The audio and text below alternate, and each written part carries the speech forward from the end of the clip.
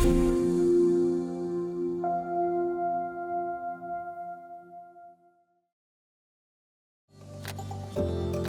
soir à l'émission, programme Tapage, entente renouvelée entre Saint-Jérôme et Cap Emploi. On se doit de contribuer au bien de l'humanité en faisant des beaux projets comme celui-là. On est très fiers. Et la retraite, un bon prétexte pour monter sur scène. Maman dit, puis comment t'aimes ça le spectacle? Oh, tu dis, oh, j'aime ça, mais ça a l'air pas mal plus le fun en avant. En entrevue, je reçois Christine Chartier à l'occasion de la Semaine de la santé mentale. Ce qui les aurait ressourcés à travers la vie sociale, à travers les loisirs, bien, c'est ce qui laisse tomber parce qu'ils n'ont plus de temps sans dépasser. Je m'entretiens également avec Ariane Méthode à propos des journées santé et sécurité du travail.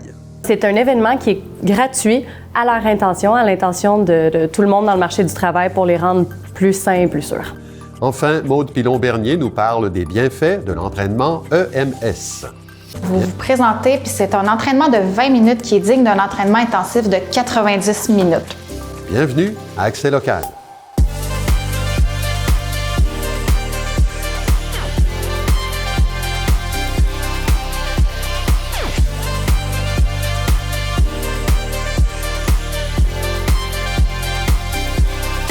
Mercredi 7 mai 2025. Bon début de soirée. C'est Claude Desjardins en compagnie de Clara Maté-Genet. Bonsoir, Clara. Bonsoir, Claude. La Ville de Saint-Jérôme et l'organisme Cap Emploi renouvellent leur entente à propos du programme Tapage. Rappelez-nous de quoi il s'agit. Alors, Tapage, c'est du travail alternatif payé à la journée. Ce n'est pas nouveau. C'est un programme qui a été inventé à Montréal en 2000 pour offrir une alternative légale et sécuritaire aux personnes qui lavaient les pare-brises sur les coins de rue en échange d'argent.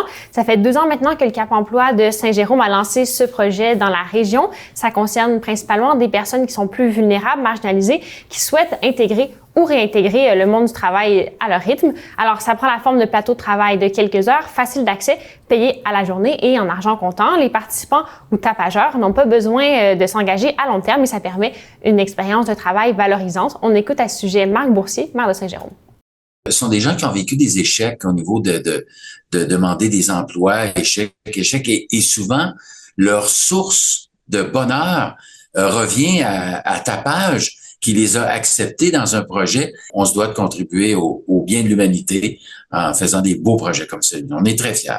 Donc, justement, depuis le printemps dernier, la Ville de Saint-Jérôme a embarqué dans le projet. Oui, tout à fait. Donc, en plus des plateaux de travail trouvés auprès de certains organismes, le programme Tapage pouvait compter depuis, en fait, l'année dernière, sur des plateaux garantis par la Ville. On peut écouter à ce sujet Catherine Chapdelaine, qui est coordonnatrice du programme Tapage au Cap Emploi de Saint-Jérôme. La plupart des autres plateaux qu'on a, à part celui à l'éco-centre, sont très ponctuels. Donc, c'est pas des choses qui reviennent. Donc, c'est sûr que les gens aiment la variété. D'un autre côté, il y a beaucoup de personnes qui vivent tellement de stress et de changements dans leur vie que de savoir, OK, je m'inscris pour un plateau de la ville. Les gens savent à quoi ils s'attendent. Donc, ça, il y a quelque chose de rassurant. Les plateaux de la ville, ça peut être de l'entretien à l'extérieur, dans les parcs par exemple, ou alors un peu de déneigement durant l'hiver.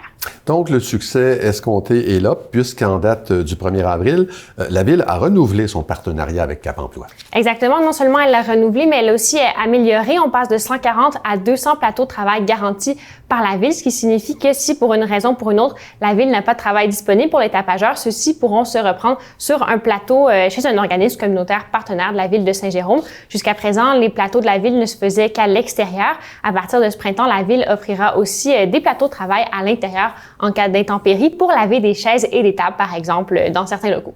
Et il y a combien de personnes qui participent à ce programme? Alors, dans la dernière année, les plateaux de la Ville ont engendré 400 participations. Avec l'extension du programme, on compte aller jusqu'à 600 participations, mais ça, ce ne sont pas 600 participants différents. Comme on le disait plus tôt, il y a plusieurs personnes qui s'impliquent régulièrement au sein du programme. En 2024, l'organisme estime que ce sont 68 personnes qui sont devenues tapageurs, tapageuses, que ce soit pour une seule journée ou pour une plus longue implication. J'ai demandé à Mme Chapdelaine si elle arrivera à recruter assez de tapageurs pour les nouveaux plateaux offerts par la Ville. On peut écouter sa réponse.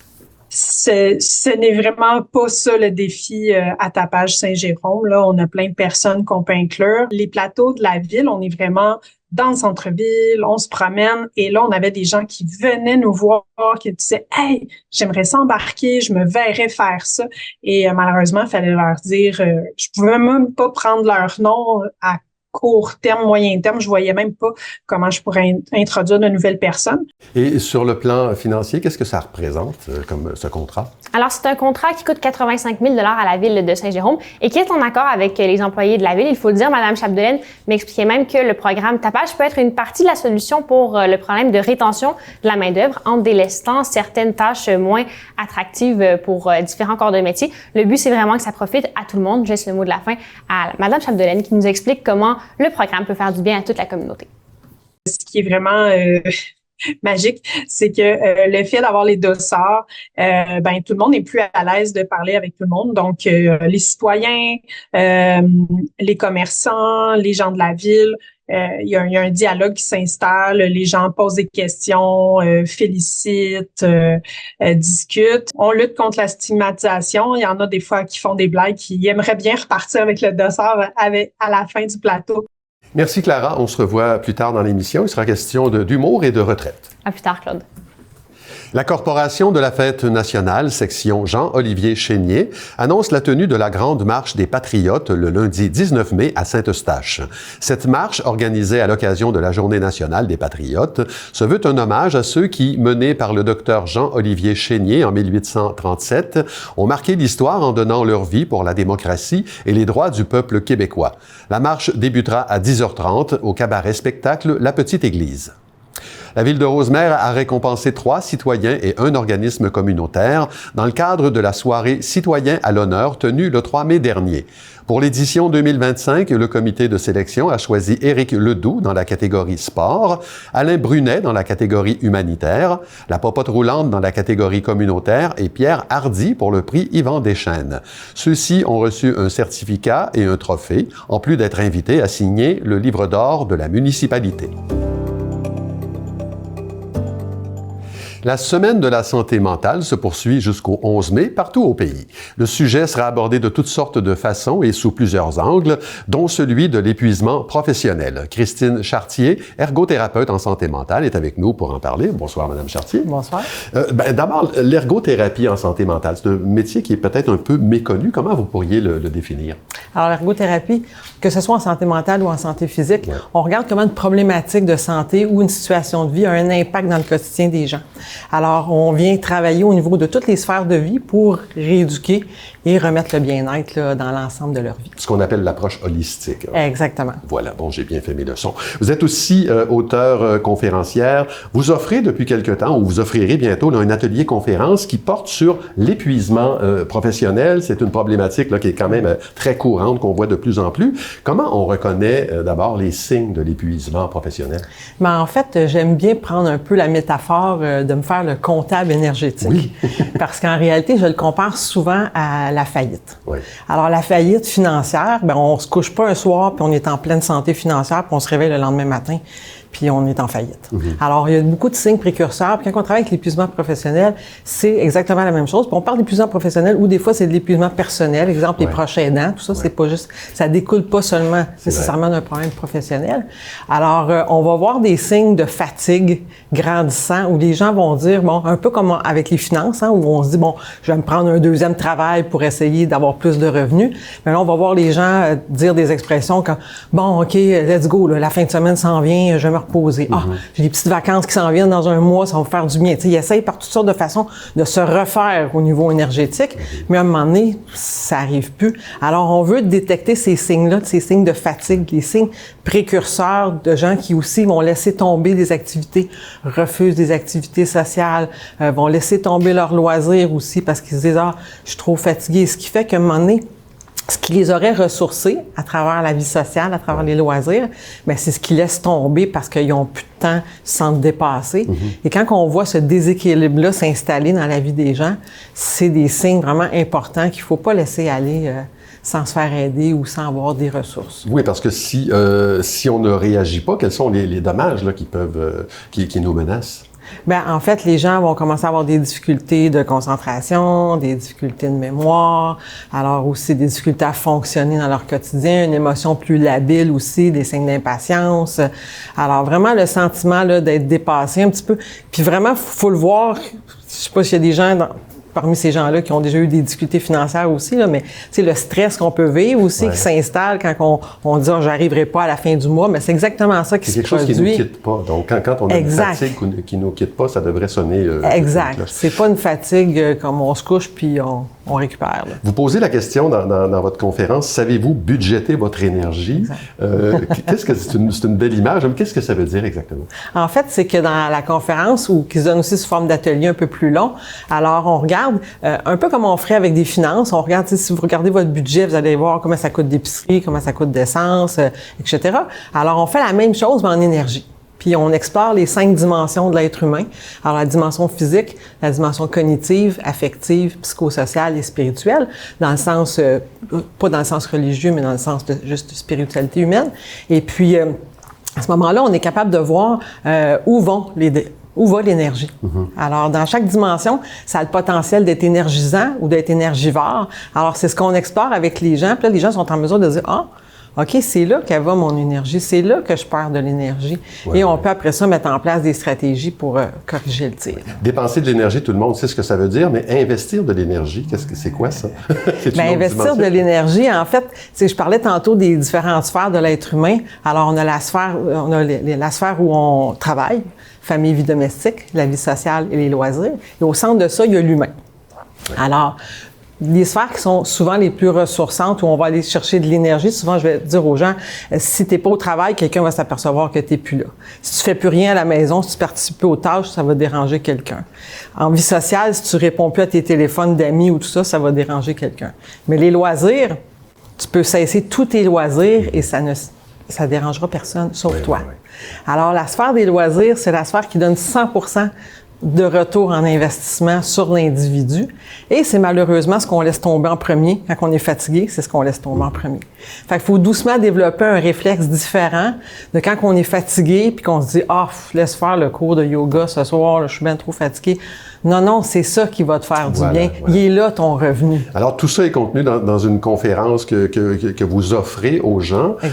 Pour le moment, les gens doivent attendre que votre site web, qui est en construction, apparaisse, christinechartier.ca, et ils pourront s'inscrire à ces ateliers-là. Christine Chartier, merci beaucoup d'avoir été avec nous. Bien, ça fait bien plaisir. L'Alliance Sport-Études a célébré ses 40 ans d'engagement envers la réussite des étudiants athlètes québécois lors d'un événement rassemblant près de 300 personnes au Salon Richemont le 1er mai dernier. Quelques 110 bourses nationales ont été remises, alors que 5 athlètes des Basses-Laurentides ont été honorés pour leur performance. Il s'agit d'Héloïse Camiré, cycliste sur route de Saint-Jérôme, Zorac Paillé, cycliste étudiant au Cégep de Saint-Jérôme, Nathan Brisson, joueur de hockey de Saint-Eustache, Juliane Boisvert, plongeuse de Mirabel, et Benjamin Tessier, plongeur de Blainville. Loisirs Laurentides a récompensé 4 personnes de la région dans le cadre de la Semaine de l'action bénévole qui s'est déroulée du 27 avril au 3 mai dernier. Parmi les 4 récipiendaires des prix bénévoles de l'année, Pierre Larose, résident de Saint-Hippolyte, a été récompensé dans la catégorie activité physique. Les autres lauréats sont Éric Dufort et Thomas Saindon de Mont-Tremblant et Déneige Beauvais de Val-David. L'organisme est allé à leur rencontre pour leur remettre un trophée et un panier contenant des produits du terroir. L'électrostimulation musculaire, qu'est-ce que c'est? C'est une approche innovante en matière d'entraînement. Et Maude Pilon-Bernier nous a préparé ce qui suit. La première franchise, elle a ouvert en avril 2024, fait que c'est vraiment tout nouveau. Dans le fond, chez Soma, c'est que vous vous présentez, puis c'est un entraînement de 20 minutes qui est digne d'un entraînement intensif de 90 minutes. Quand vous vous présentez, vous mettez une combinaison qui, elle, est connectée à notre tablette. Puis à l'aide de celle-ci, on envoie des stimulations dans les muscles. Puis le résultat de tout ça, là, c'est vraiment un entraînement qui est court, rapide, intensif, complet, puis qui est aussi très doux pour les articulations. Donc, c'est vraiment fantastique pour les gens qui ont peu de temps, les gens qui sont blessés, même ceux qui veulent faire en complémentarité un entraînement régulier. Les personnes âgées, aller travailler les muscles, la stabilité. Fait que vraiment, on va toucher un peu partout. Puis nous, on est complètement tombés nous-mêmes, avant même la sortie, en amour avec le concept. Il faut l'essayer pour comprendre que les stimulations, ça devient le fun. Puis, c'est qu'on a un contrôle aussi, la personne a un contrôle sur ça. Elle est connectée avec son coach directement. À chaque fois que vous venez vous entraîner, c'est 3 personnes maximum de la fois. Donc, c'est comme privé, semi-privé. Je dis privé parce que vraiment, chaque personne est reliée individuellement. Donc, disons qu'on s'entraîne, toi et moi.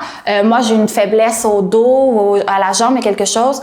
Il va me faire des exercices vraiment reliés spécifiquement à moi. Toi, tu en aurais des différents. Il va aussi avoir le niveau d'intensité.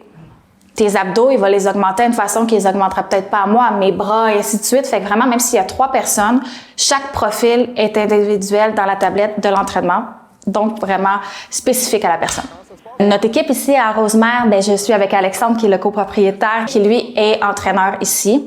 Puis, on en a 2 autres avec nous aussi qui viennent s'ajouter. Donc, quelqu'un qui étudie en kinésiologie. Donc, c'est fantastique parce qu'on peut rejoindre plusieurs personnes puis aller travailler en profondeur pour les gens qui ont des problèmes. C'est sûr que la première visite, elle va toujours être un peu plus longue parce que là, on va aller parler avec la personne de ses buts, ce qu'elle va aller rechercher, prendre ses mensurations pour la sous-couche que tu as portée tantôt, les vêtements. Mais après ça, disons que c'est la 2e visite. Toi, tu arrives, tu as réservé sur le site Internet, tu rentres, ton habit est déjà accroché, tu vas te changer. Puis là, tu vas tout de suite aller marcher sur le tapis ou faire du vélo pour aller activer un petit peu, donner de la chaleur à ton corps. Ensuite, tu as un entraînement de 20 minutes où là, ça dépend vraiment de ce que tu vas rechercher, où les coachs s'amusent quand même à te faire travailler parce que ça reste un entraînement. Mais pour les personnes âgées, les personnes blessées, on le fait aussi sur chaise. Dans le sens que ça peut être vraiment adapté à chaque personne. Avec poids ou sans poids, mais toujours, c'est pas des gros poids lourds parce que vraiment, on va y aller doucement pour les articulations. Il n'y a pas de saut intense, il n'y a pas de ça. Puis, on finit au sol, souvent pour aller travailler les abdos. Après ça, la séance est terminée. Il y a quelques personnes qui vont nous demander un drainage lymphatique, ceux qui ont des maux, qui vont aller travailler, faire circuler le sang, ce qui fait que souvent que les gens sont moins raqués. C'est quand même le fun d'expérimenter, de sentir que le corps raqué parce qu'il y a des gens qui sont sceptiques. Au bout de 20 minutes, j'ai-tu vraiment un 90 minutes d'entraînement intensif? Vaut mieux y goûter pour voir. Fait que c'est vraiment le fun. Puis on a des gens de tous âges qui viennent ici. C'est à partir de 16 ans avec approbation des parents. Puis on a une cliente, elle a 83 ans, je crois, qui vient s'entraîner ici, qui au départ avait de la misère avec les muscles de ses bras. Le chandail que tu as enfilé est quand même assez serré. Elle avait besoin d'aide pour l'enlever. Puis à force de s'entraîner, ça s'enlève et qu'on voit que ça a vraiment un effet. Tu sais, moi, j'ai eu des accouchements. Ça va travailler en profondeur. Puis c'est la première fois que je vois mes abdos. J'avais beau faire des redressements assis à la maison, c'est la première fois que je vois qu'ils reprennent vigueur. J'ai des maux de dos qui, depuis que je viens ici, c'est vraiment, vraiment pas comparable en réalité. C'est que dès les premiers entraînements chez Soma, moi, je sentais que le fond de mon corps, tu sais, devenait de plus en plus solide. C'est la première chose que j'ai remarqué. Vraiment, c'est ça, plus solide. Écoute, moi, la première fois que je l'ai essayé, quand ça part encore aujourd'hui, je me mets à rire. C'est littéralement, la sensation est spéciale. Puis, quand on l'augmente, on te demande toujours comment tu te sens. Puis, tu l'as vécu, même si ça devient fort, si ça dépasse cette limite-là, ça devient comme désagréable. Mais comme tu es en communication constante avec ton coach, il va leur baisser tout de suite. Ça fait pas mal, c'est le fun, la sensation. On se fait souvent dire que c'est un peu... pas addictif, mais c'est le fun à aller essayer puis augmenter plus qu'on comprend comment ça fonctionne. Pousse, et on a fini! OK.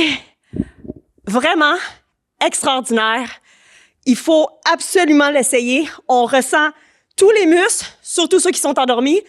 Mais en plus, wow, on se sent bien. J'ai quasiment l'impression d'avoir eu quelqu'un qui m'a squeezé tous les muscles. Maintenant, je relâche. On dirait que ça détend tout mon corps. Puis en même temps, je suis fière de m'être entraînée pendant 20 minutes. À essayer. La Commission des normes de l'équité, de la santé et de la sécurité du travail, la CNEST, annonce la tenue de la 3e édition des Journées santé et sécurité du travail qui se tiendront les 28 et 29 mai au Centre culturel et communautaire Thérèse de Blainville. J'en discute avec Ariane Méthode, communicatrice régionale pour la CNEST. Madame Méthode, bonsoir. Bonsoir. Bon, d'abord, présentez-nous cet événement. C'est un genre de salon. Dites-nous à qui il s'adresse. S'adresse vraiment à tout le monde qui est concerné par la santé et la sécurité du travail, donc autant les employeurs que les travailleurs, les représentants SST, représentants syndicaux. Nous, on aimerait aller chercher un maximum de PME parce que les petites et moyennes entreprises n'ont pas toujours les moyens, les ressources pour vraiment s'outiller en SST, mais elles ont des droits et des obligations à remplir.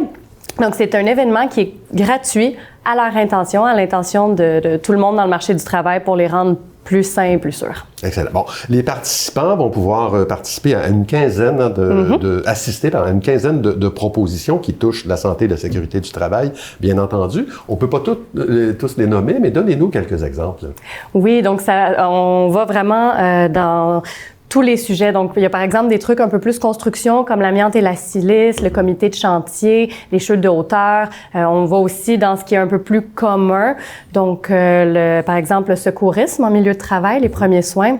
Le comité de santé et sécurité au travail, la visite de l'inspecteur. Ça, c'est une présentation qu'on donne à chaque année pour un peu que les gens se familiarisent avec qu'est-ce que c'est une visite d'un inspecteur, quels sont les différents contextes dans lesquels ça peut se produire. Donc, on a 15 présentations. Elles vont chacune être présentées 2 fois. Donc, une fois le 28, une fois le 29. Comme ça, les gens, s'ils sont intéressés par exemple, 2 présentations qui roulent en même temps, bien, ils peuvent revenir le lendemain pour y assister. Vous mentionnez que les partenaires de la CNEST seront aussi sur place pour présenter leur offre de services. Qui sont-ils et qu'est-ce qu'ils ont à offrir? Oui, en fait, les 2 partenaires qu'on a invités, ce sont la santé au travail. Donc, c'est une division de la santé publique, donc des CIS, qui soutiennent les milieux de travail. Donc, sur place, il va y avoir des ergonomes, des hygiénistes du travail et des personnes spécialisées en risques psychosociaux. Et puis, on a également les associations sectorielles paritaires. Donc, il y en a plusieurs, il y en a 9 différentes. Elles seront là pour présenter leur offre de service parce que les milieux de travail ne savent pas toujours qu'ils ont accès à ce service-là. Oui, c'est vrai ça. C'est aussi dans le cadre de cet événement-là que vous allez procéder à la remise régionale des Grands Prix de la CNEST. Qu'est-ce que c'est ça? Donc, les Grands Prix CNESST, c'est un concours qui est vraiment dans l'ensemble du Québec, mais on a des finalistes régionaux. Et à l'occasion de la remise, on va nommer le lauréat régional qui, lui, deviendra finaliste national pour la remise l'année prochaine.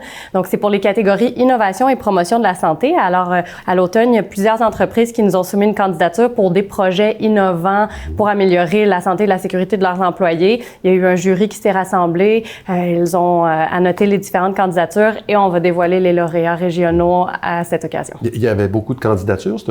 On en a eu 23. 23 quand même, c'est pour le regroupement Rive-Nord-Montréal.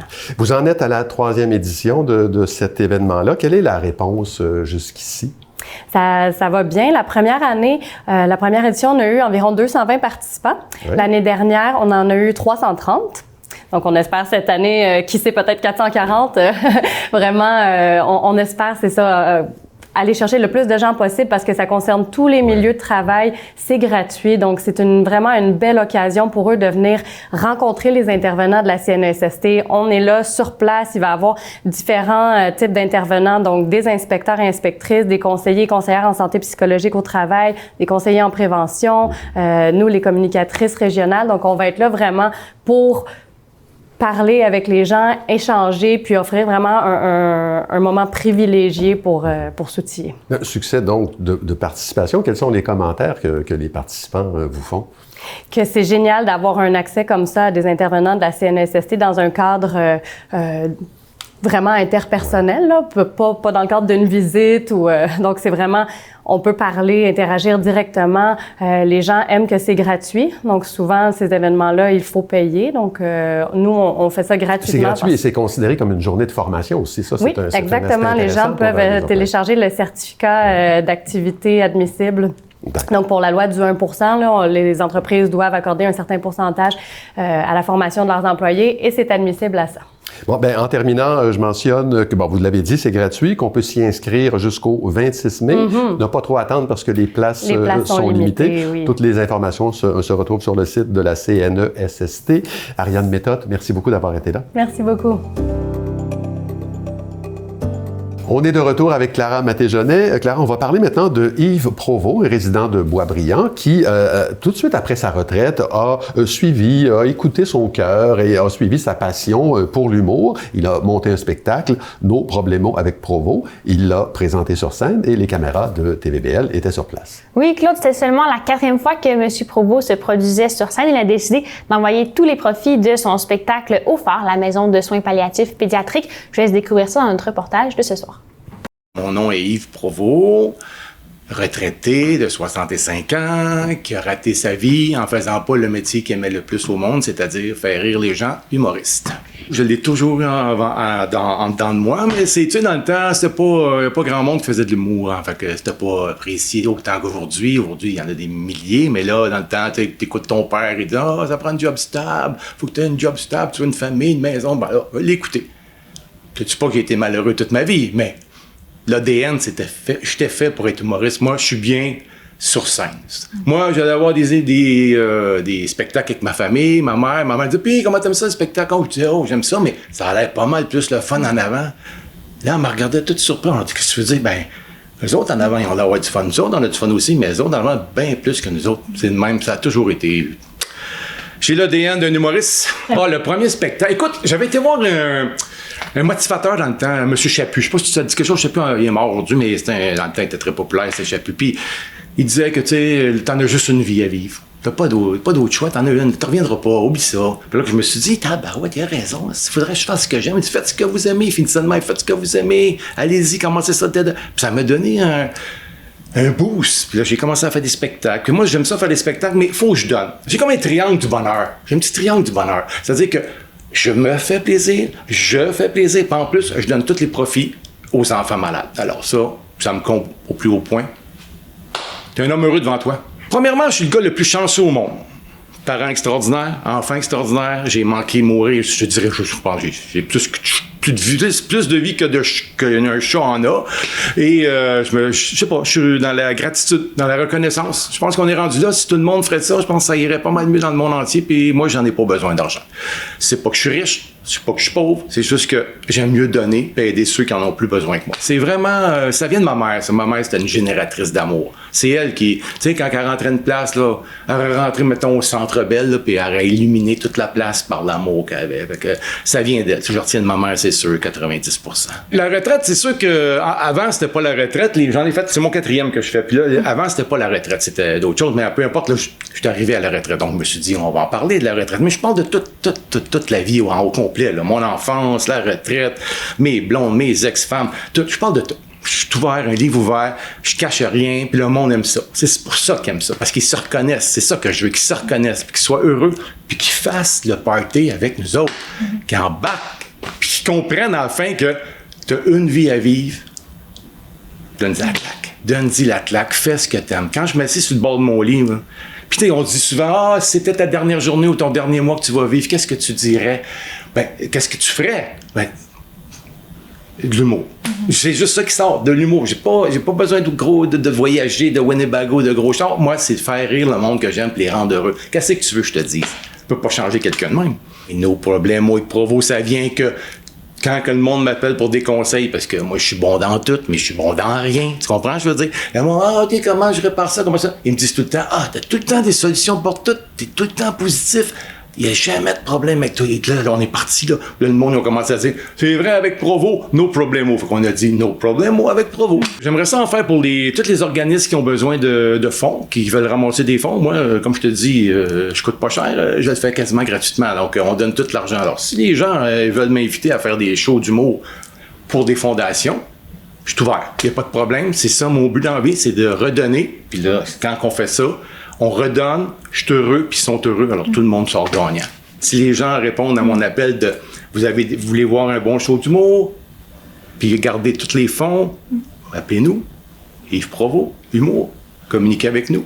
On va aller faire ça pour vous autres, vous avez juste à vendre des billets, puis nous autres, on va vous faire un bon show. Voilà, Claude, alors l'invitation est lancée.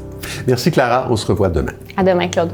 Ben voilà, c'est tout pour aujourd'hui. Merci beaucoup d'avoir été là. L'émission Ma banlieue suit à l'instant. Je vous invite également à consulter l'ensemble de la programmation au tvpl.ca. Au nom de toute l'équipe, je vous souhaite une excellente soirée à notre antenne.